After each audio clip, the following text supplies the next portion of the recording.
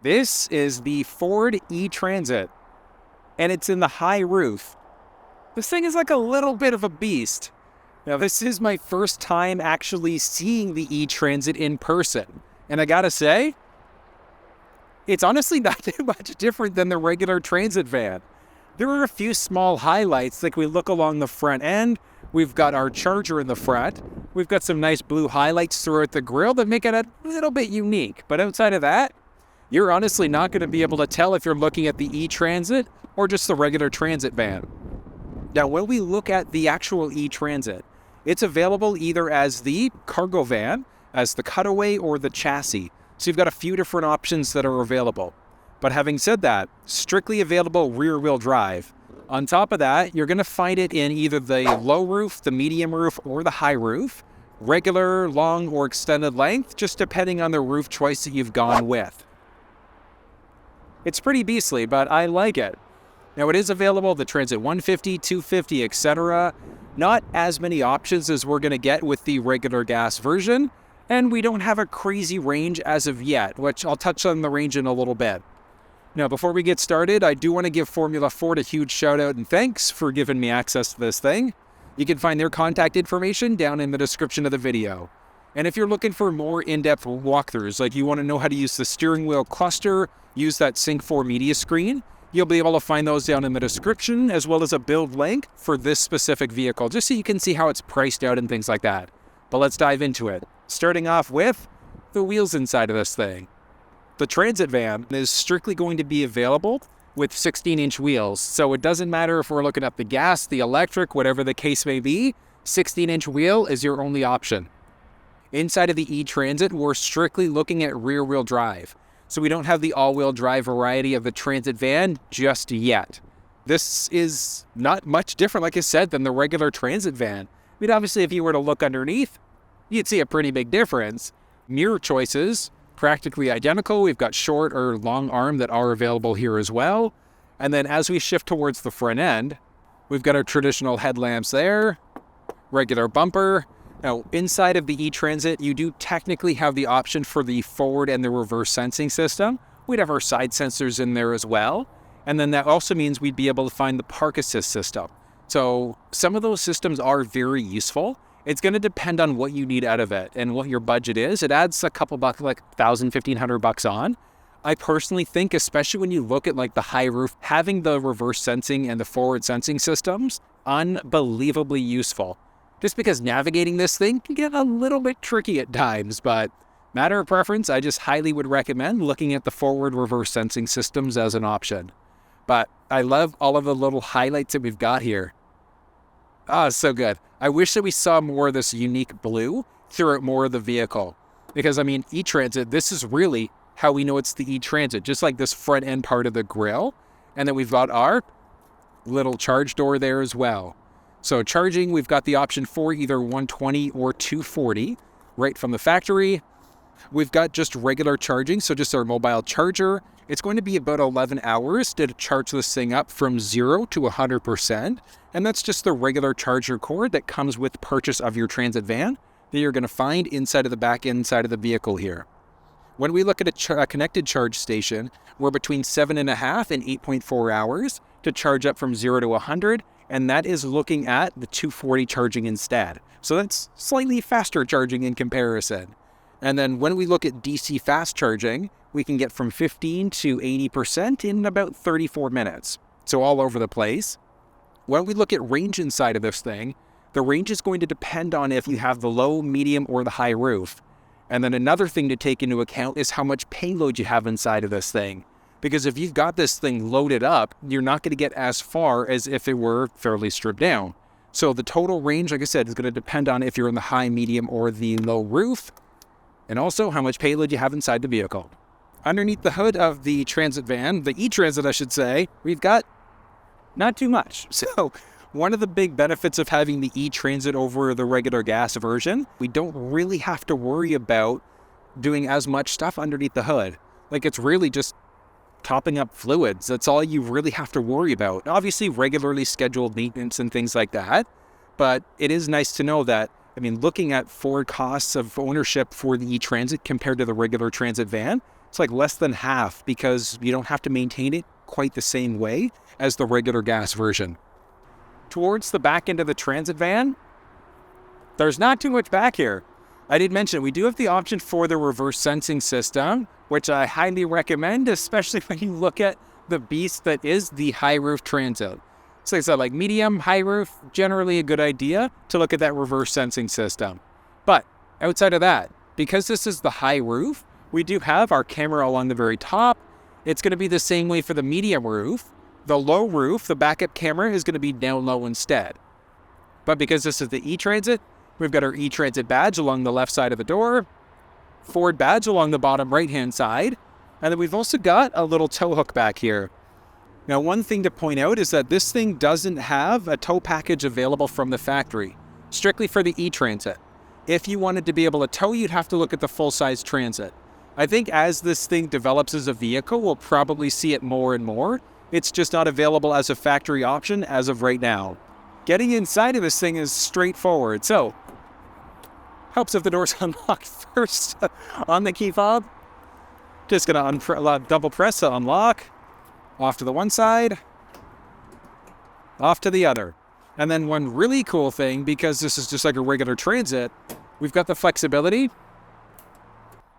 to be able to swing all doors open. But we've got our little assist handlebars here to easily be able to get in and out of the vehicle. I mean, realistically, I'm 6 feet tall, so like getting in and out, not overly that challenging. So taking a look at the cargo area of this thing, there is a lot of space that's available back here. Like I said, this is going to be the high roof version of the Transit van. Like I've got so much room back here. So really, really useful if your plan is to turn this into an electric camper van. But even if you're in the gas version, the high roof, if you're going for a camper, definitely the way to go. Now this thing is completely naked. We don't have the finished sidewalls. We don't have the finished flooring on top of that. But we do have those options available right from the factory. So we do have the option for polypropylene for our sidewalls, and then vinyl flooring. There is a heavy-duty vinyl flooring option as well. So if you've got that option, if you want it slightly finished from the factory, you can do it if you want to. And then obviously if you're upfitting, you're going to be doing things yourself. You've got that flexibility. We've got some basic wiring and things like that built in back here as well. So you've got a little bit of flexibility back here.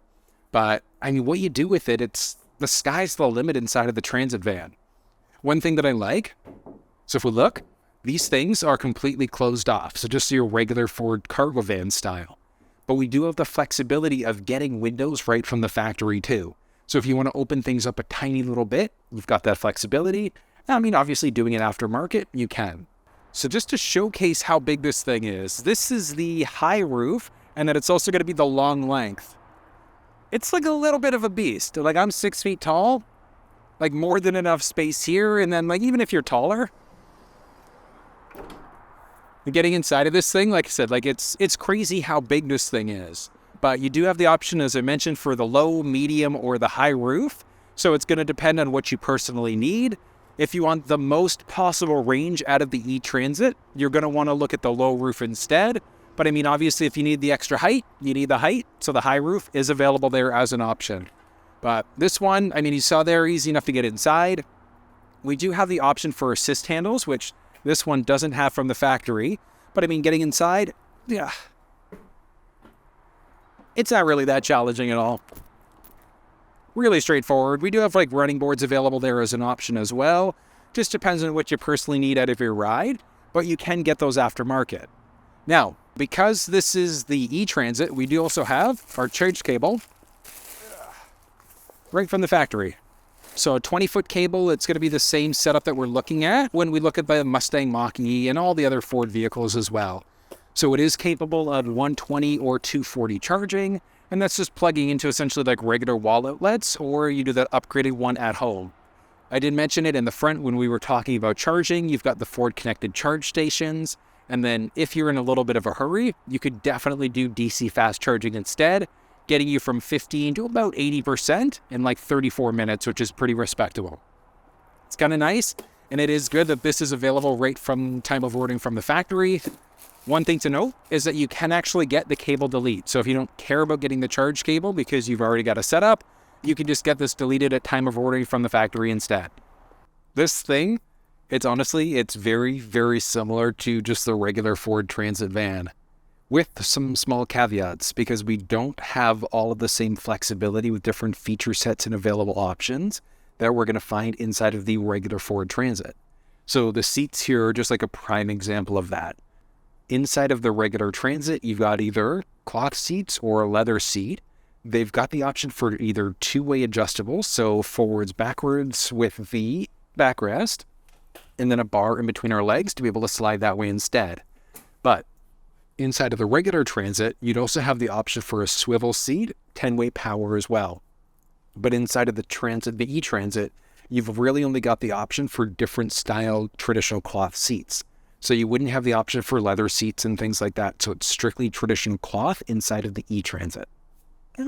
Here or there, like the seats still are, they're not the most comfortable seats. Like it's essentially a delivery van, but the seat itself, it's not bad. Yeah, it's all right. It's not bad. I'd probably do like some aftermarket cushions just for like that little bit of added butt protection, but that's just a matter of personal preference for me. So which way you go is obviously going to be dependent on your budget and what you personally like the look of as well. We've got our basic window control buttons. We've got our lock unlock, little handle, and we've also got two-tiered storage along the door itself. Moving inside, we've got a little cup holder along part of the dash. Down from there, we do have a few different ways that we can adjust our side glass, and that's obviously it's going to depend on the type of glass that we've got, but we've got two individual pieces of glass. So we've got the upper glass, which is going to be the power adjustable, and then we've got a bottom glass underneath, which is our convex, and that's the one that we're going to have to use manually adjust if we want to adjust that one out. So top glass, power, bottom glass, manual adjust. Straightforward. We've got a series of other buttons by our left knee, and that's going to be to control the brightness of the cluster screen as well as the sync media screen. And then we've got a little rotary dial to figure out what's going on with the running lamps. I honestly always just recommend keeping it in the auto setting. It's just a personal preference, and it automatically turns the lights on or off as necessary. Moving down, we've got the auto start stop, and that's the one that's potentially going to kick power off if we're stopped for an extended period of time. So we're driving in stop and go traffic, you're going to stop for a bit, automatically going to flip that off for us. We've got our electronic parking brake, a few more bottle holders, our OBD2 port, and we've also got the release for the hood further down from there. When we look at the dash, we've got a USB Type-C, and we've also got another 12-volt power point in there. We've got a tiny little bit of storage, I guess you could say, like right above the dash, little storage tray up ahead there as well. The wheel inside of the Transit, very straightforward. I do wish that because we're in the eTransit, if Ford made like the blue oval rather than the traditional Ford blue, if they made it like that brighter blue instead, like what we're going to find in some highlights of the eTransit. I just think it would make it, just give it like that extra little touch, like saying, hey, you're in the eTransit. Which, I mean, obviously you'll know if you look at the cluster screen. Still be kind of nice though. But some basics here. So stick on the left side is going to be obviously for turning, flashing our high beams. Right side is going to be for our windshield wipers. And then we've also got the option for adaptive cruise. This one just has regular cruise control. We've got volume rockers along the left. Along the right side, answer hang up on a phone call. We've got our voice command prompt. And then a series of different buttons to navigate through the little cluster screen. But I mean, honestly, the cluster looks very, very similar just to the regular gas version. So the eTransit, there's not too much of a difference here. The big one is going to be, rather than the tachometer, on the left side, we've got a power gauge. So how much power are we currently using when we've got our foot down? And then similar to the rest of the Transit lineup, the steering wheel is going to be a manual telescoping. So just by our left knee, in, out, up and down. Once you've got that perfect position, click it, lock it back into place. Now, a few things. We do have regular keyed ignition inside of the Transit as a default, but you also do have the option for the intelligent access instead, and that's the one with push button start. So obviously time of ordering from the factory, if you want to get that push button start instead, it is available there as an option, but it's going to be a matter of personal preference. We've got our base bend control, and then we've got the Sync 4 media screen. So inside of the Ford Transit van, the eTransit, the Sync 4 screen is going to be standard. But you've got the option to get it with, so factory navigation standard, but with or without Sirius XM. And then you've got a few other options there too. So I believe there are 4 different variations of the 12-inch media screen that's available for the Transit. So which way you go is going to depend on you. Are you okay just listening to AM, FM? Do you want to also listen to Sirius XM? Matter of personal preference there. But we've got factory navigation inside of this thing, 3 years of connected service as a default. I mentioned AM, FM. If your phone was connected, you would have Bluetooth music on top of that. We can easily connect phones, and on the Google side, or on the Apple side, I should say, we do have Google Maps, Apple Maps, and Waze.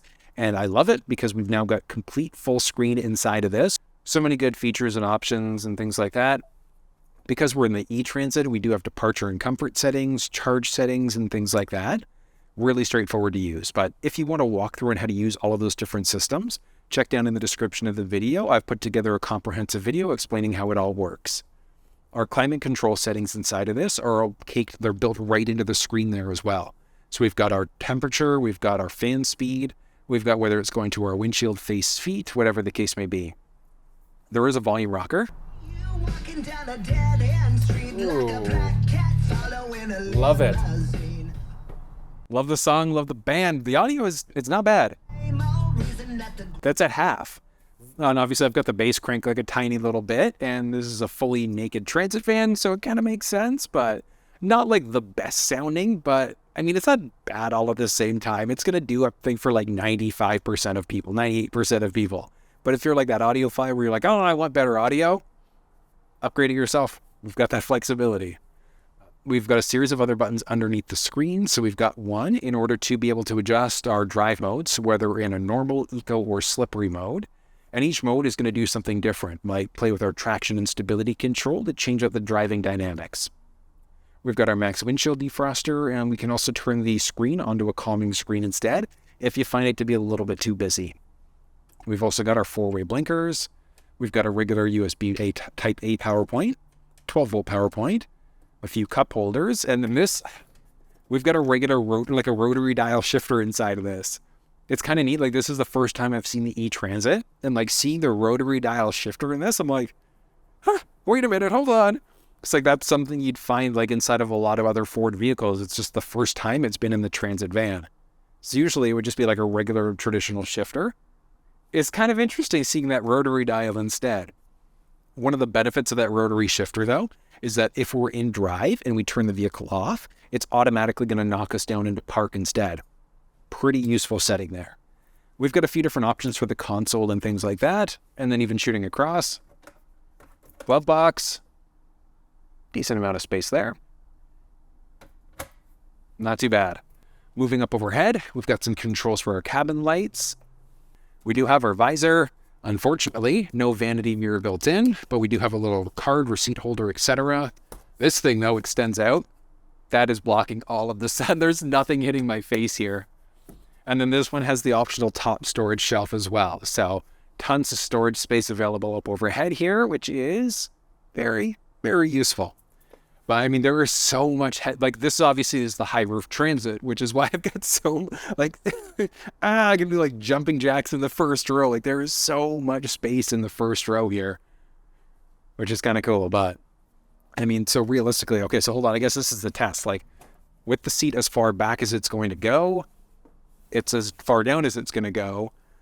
In foot position, I'd say that if you're like 6'5", maybe 6'6", your legs will be comfortable. Any taller and your knees against the wheel might be a tiny little bit uncomfortable. So something to think about there. But I think for most people, I think it's like 98, 99% of the population, you'll be more than comfortable in the first row here. Not bad. Not too shabby. It is. It's a basic, simple setup. I just wish that there was like one or two more tiny touches to show the inside that this is the eTransit. I mean, obviously we've got the shifter and things like that. It would be kind of cool to see like some nice blue highlights or some orange highlights or something to give that little bit of touch, but this is still pretty nice all at the same time. And that was a look at the Ford eTransit van.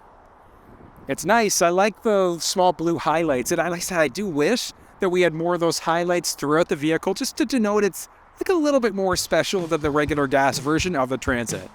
I can't wait to see upgraded charging capabilities, and an all-wheel drive eTransit would be amazing. But what'd you think? Share your thoughts in the comment section. If you want one of these vans, check with Formula Ford. I mentioned you can find their contact info in the description of the video. If you found this one useful, thumbs up. Share it with someone if you think they might find it helpful. And until I see you next time, take care.